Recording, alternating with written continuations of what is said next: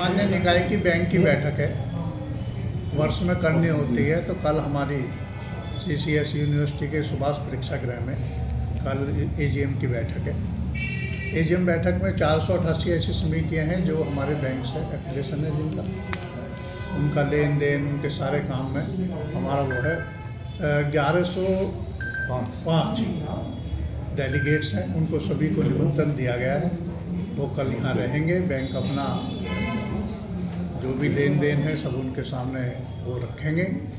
और तो बात कर ले तो पता सहकारिता में और अन्य सभी क्षेत्र में बहुत तेज़ी से हम ग्रामीण विकास के में सहयोग करने का काम कर रहे हैं। हमारा विगत वर्ष से डिपॉजिट भी बढ़ा है और हमारा लोन भी बढ़ा है।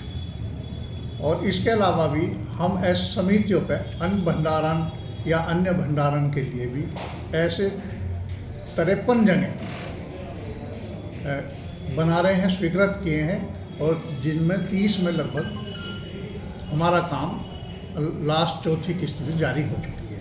तो इसका उद्देश्य कुल है कि जो किसान की उपज है उसका स्थानीय स्तर पर ही भंडारण का काम, जबकि ऐसा नहीं था। बहुत, चाहे वीट हो चाहे हमारा धान हो, इन सब में भंडारण की कोई व्यवस्था नहीं थी। आज भंडारण महत्वपूर्ण है, उसके लिए भी हमारा बैंक फाइनेंस करेगा। और समितियों के माध्यम में भी समितियों को सबको कह दिया गया है कि वो मल्टी फैसिलिटी सेंटर बने।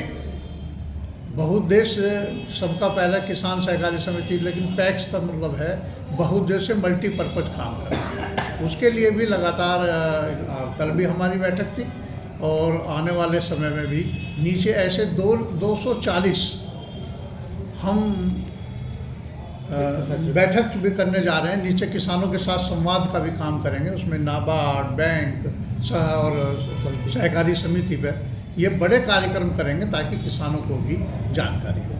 दूसरा ये है कि जो हमने नए सदस्य बनाए, लगभग 98,000 नए सदस्य हमारे बने सदस्यता अभियान में, और 2 करोड़ 80 लाख करीब 88 लाख रुपए हमारे पास शेयर मनी भी किसानों ने जमा किया।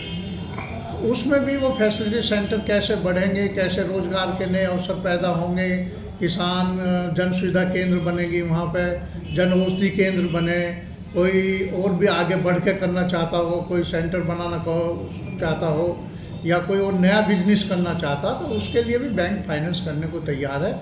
लेकिन वहाँ किसानों का लाभ हो, समिति के माध्यम से सामूहिक पर्यटन होने चाहिए।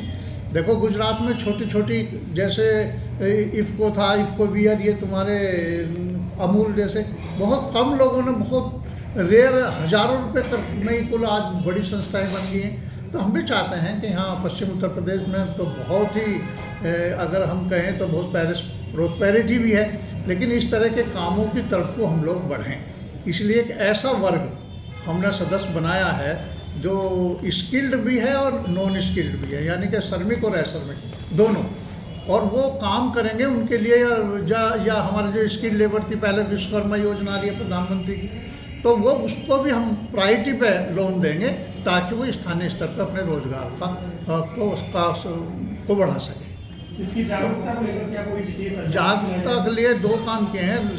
शीघ्र ही 15 तारीख के बाद हम नीचे समितियों पर गोष्ठी करेंगे, और वहाँ ये हमने जो इनके चेयरमैन हैं और जो MDs हैं उनको भी कहा है कि अपना स्थानीय स्तर पर देखिए कि कैसे हम तेज़ी से काम कर सकते हैं। यानी कि आज हमारे पास इतनी फैसिलिटी है कि अगर कोई चीज़ यहाँ से बनती हो और वो पसंद झांसी में भी करी जा रही है, तो वहाँ भेज के उसको एक तरह से उसको एक वो लाभ मिले कैसे, यानी कि उसका उत्पाद बेचने की व्यवस्था।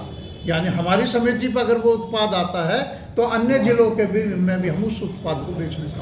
अब जैसा खेल ही है, लेकिन समिति कोई ऐसी है ही नहीं, देहात में सब शहर में है। खेल का उत्पाद के लिए मेरठ जाना जाता है, और निचले स्तर पर भी कोई बात वो करेगा तो हम समितियों के माध्यम से भी उसको नीचे बेचने की व्यवस्था कभी कराएंगे। मतलब यानी कि केवल उत्पादन नहीं, मार्केटिंग में, विपणन के क्षेत्र में काम करेंगे, और इसी से लाभ भी होगा। समितियों का भी लाभ है, और समितियों का लाभ होगा तो वो किसान के हित में भी लाभ जाएगा, क्योंकि वो उसका सदस्य है। सर सामने देख के कहिए। जी। क्योंकि फ्रेम इधर उधर हाँ, तो यही मुख्य विषय यही था। कल सब लोग आएंगे तो उनके सामने भी ये रखा जाएगा और थोड़ा सोच बदलने की ज़रूरत है। अगर सोच बदलेगा तो निश्चित रूप से परिवर्तन होगा और आगे चल के बहुत, प्रधानमंत्री जी का जो सपना है 2047 में ये विश्व बने और विकसित भारत की संकल्प यात्रा भी आप देख रहे हो चल रही है। तो विकसित भारत कैसे बनेगा? तभी बनेगा जब हर आदमी के पास अपना रोजगार होगा और देश की आर्थिक उन्नति में उसका योगदान, सहकार से बस समृद्धि। और सहकार से समृद्धि की ओर हम जाएंगे। धन्यवाद। जय हिंद।